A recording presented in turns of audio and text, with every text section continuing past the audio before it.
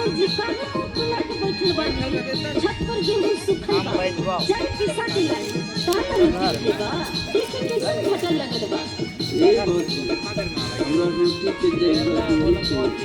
हमरा चौड़ी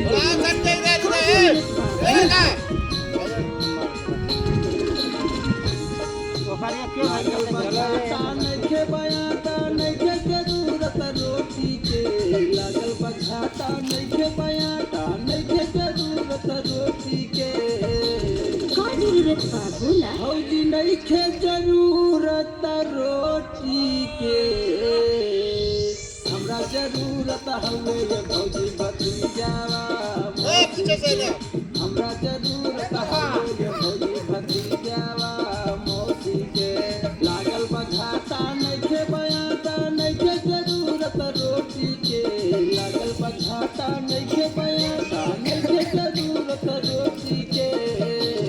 का जरूरत बा बोला भौजी नइखे